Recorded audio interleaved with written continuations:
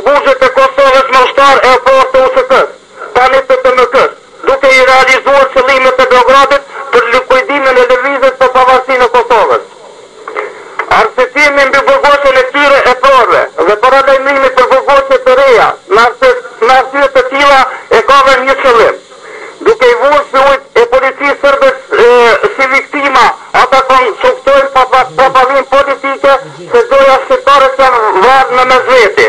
Dhe pse dihet, botërës se pasivizimi i tratarëve dhe i sijojve në të gjitha luftrat shkëllimtare është i lidhshëm, sepse ata janë kanceri i çdo lëvizje shkëllimtare. Pra, përmes të shpikjes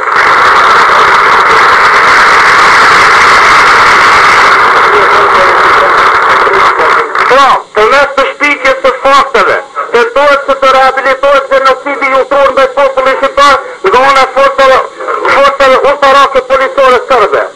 Ne i bëjmë thirrje mikut, që të ndërprejnë me njerë të gjitha burgosjet, dhe të liron të gjithë ushtarët veprore të USK-s e TMK-s dhe të kufizohet në kryen e detyrave të misionit pasorës. Përndryshe, do të ballafaqohet me faktet se do të konfrontohet me popullsinë vendase, në atë formë që ne nuk e dëshirojmë.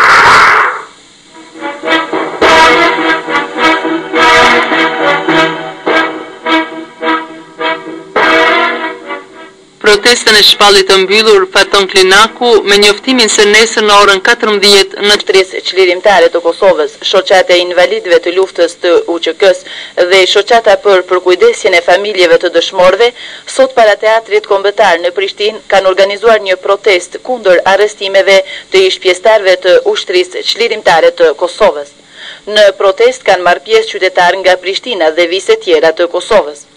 Shoqata e veteranëve të luftës të UÇK-s dhe shoqata e invalidëve të luftës të UÇK-s vlerësojnë se arrestimi i ish pjesëtarëve të UÇK-s dhe mbajtja në arrest e eprorëve të trupeve mbrojtëse të Kosovës është vazhdimi një fushate kundër vlerave të luftës sonë çlirimtare dhe kundër lirisë së popullit të Kosovës. Më gjerësisht kronika e gazetares son Arban Qeriqi. Fushata e arrestimeve të pjesëtarëve të ish ushtrisë çlirimtare të Kosovës dhe pjesëtarëve të trupave mbrojtëse të Kosovës kishin bërë që sot para teatrit kombëtar në Prishtinë të mbajë protestë, e cila ishte organizuar nga shoqata e invalidëve të luftës, shoqata e veteranëve të luftës dhe shoqata e dëshmorëve të ushtrisë çlirimtare të Kosovës. Me një fjalë rasti u paraqit Faton Klinaku, sekretari i shoqatës së veteranëve të luftës së ushtrisë çlirimtare të Kosovës. Kryetari i shoqatës së veteranëve të luftës së ushtrisë çlirimtare të Kosovës, Zotri Gani Koci, i ndinjuar thellë për padrejtësitë ndaj atyre që u dëshmuan sikur në luftë, ashtu edhe pas saj, ai shprehu pakënaqësinë sidomos nga ana e UNMIK-ut, e cila që nga fillimi i administrimit të saj ka ndjekur një politikë të gabuar dhe kundër shqiptare në bashkëpunim me kreun e LDK-s. Shoqata e veteranëve të luftës, këtë që po ndodh në Kosovë, e sheh si vazhdim të ndjekjeve kriminale aty ku e la regjimi Beogradit, vazhdim i ndjekjeve të njerëzve dhe familjeve që për dekada u angazhuan për liri, pavarësi e demokraci, të familjeve që krijuan shumë çka për të çliruar nga pushtuesi serb. E sheh si përpjekje për të penguar e dëmtuar procesin e pavarësisë Kosovës. E sheh si shantazh mbi pjesëtarët e ushtrisë shqiptare të Kosovës, dhe udhëhecit politik dhe ushtarak të saj. Në shërbim të kësaj është edhe zvoglimi i vazhdueshëm i TMK-s dhe diskriminimi sistematik i policëve të shërbimit policor të Kosovës që vinë nga radhët e ushtrisë shqiptare të Kosovës. Të pani thuhet rrej për ata që kanë vesh. Për të gjitha këto akte të shëmtuara, akta akuza është ngritur në Beograd nëpërmjet gazetës së pavarur Bota Sot dhe shtabit të krimeve të pas luftës të ngritur në Velani në pallatin e quajtur presidencial. Tani, akoma njerëz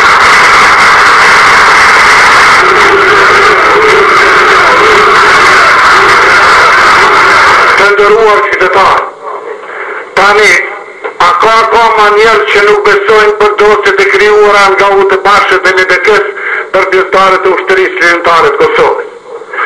Në fund të fundit, ky është rezultati i marrëveshjeve sekrete Hakerup Çović të mbështetur nga i vetë quajturi president.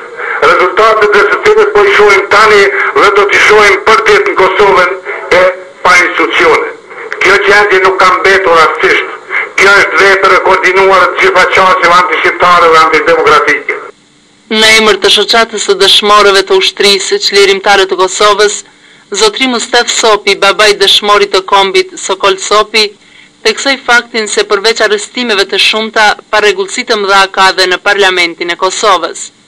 Sipas kryetarit të shoqatës së invalidëve të luftës së ushtrisë çlirimtare të Kosovës, zotri Vebi Rafunës, e gjithë kjo që po ndodh në Kosovë është marrëveshja Çoviç-Hakerup. Pas nënshkrimit të marrëveshjes Hakerup-Çoviç në Beograd dhe pas vizitës së zëvendësit të Hakerupit në Beograd, ku ati u dhanë urdhëra të reja, vazhdoi fushata e papar e arrestimeve të pjesëtarëve eminent të ushtrisë të Kosovës. Pas lute e vazhdojnë punën e tyre për të realizuar betimin që kishin dhënë për pavarësinë e Abdulton. Në këtë protest, prania pjesëmarrësve ishte me numër simbolik. Sipas Këshillit Organizativ, mos pjesëmarrja më masive në protest është mungesa e informimit nga mediat, sidomos televizionet, të cilat nuk kanë publikuar protestën e sotme. Protestën e shpallit të mbyllur, zotri Faton Klinaku, me njoftim se nesër në orën 14 në të njëjtin vend do të vazhdoj protesta. Materialin e përgatiti Arban Çeriçi. Protest gjithë popullore.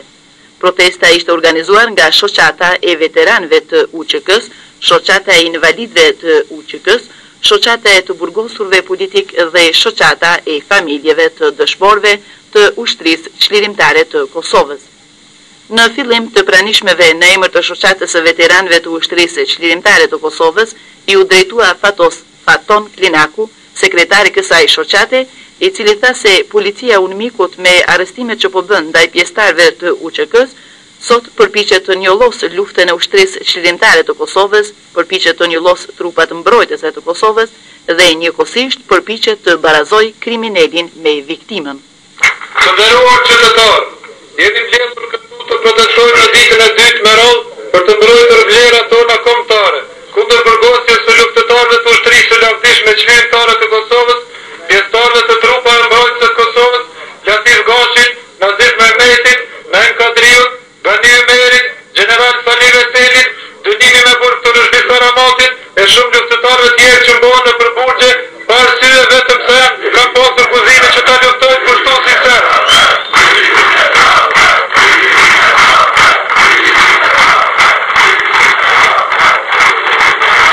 Ne do të jemi çdo herë në mbrojtje të vlerave të luftës. Andaj kërkojmë nga bashkësia ndërkombëtare që të lirojnë nga burgjet luftëtare të lirisë dhe mos të vazhdojnë me ndjekjet kriminale të regjimit të Beogradit. UNMIK-u në Kosovë me veprimet që po i bën, përpiqet të njollosë luftën e ushtrisë çlirimtare të Kosovës dhe trupat mbrojtëse të Kosovës, përpiqet të barazojë kriminalin me viktime. Shoqata e veteranëve të luftës së ushtrisë çlirimtare të Kosovës është e zhgënjur në administratën e UNMIK-ut për mos efikasitetin e saj gjatë gjithë kësaj periudhe të administrimit në Kosovë, sidomos në fushën e sigurisë dhe atë sociale. Drejtësia Kosovare dhe ajo UNMIK-ut duhet të zbjegojë pse mbahen në burg General Salih Veseli, Bani Ömeri, pse u dënuar Rëshdi Saramati, pse u mbajtën në burg 3 oficerët e TMK-s të zonës së 5 për rastin e mërdarit, përderisa kriminalët serb shëtisin lirësër në Kosovë dhe kam guximin të sulmojnë fizikisht edhe forcat e këponit UNMIK-ut së SHBK-s, ndërsa kulmi të gjithave ata gjindet edhe në Parlamentin e Kosovës. Vebi Rafuna, kryetari i shoqatës së invalidëve të luftës, tha se pas fillimit të korruptimit të disa qarqeve të huaja, u vazhdua me uzurpimin e objekteve shoqërore e deri te vrasjet dhe arrestimet e ish pjesëtarëve të ushtrisë çlirimtare të Kosovës, arrestime këto që po bëhen me skenarin e Beogradit në kohën kur administrata e UNMIK-ut dhe KFOR-it francez nuk pengon lëvizjet dhe veprimet e të ashtu quajturve roja të urës në Mitrovic.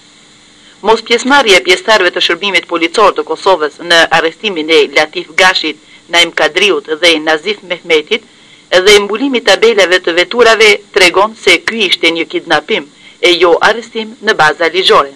Tani kur me një sistem kronologjik, diplomacitë e huaja, nga njëra anë, po veprojnë në demolimin e ushtrisë shërimtare të Kosovës tani të TMK-s. Në të njëjtën kohë, po e zbaton sistemin e korruptimit grupor të disa çarçeve politike e burokratike, si edhe korruptimin e disa shtresave që i ka blerë për shërbime të veta. Dhe nga ana tjetër, po e përgatit rikolonizimin e Kosovës në Serb dhe varrosjen e saj në sundimin e Beogradit.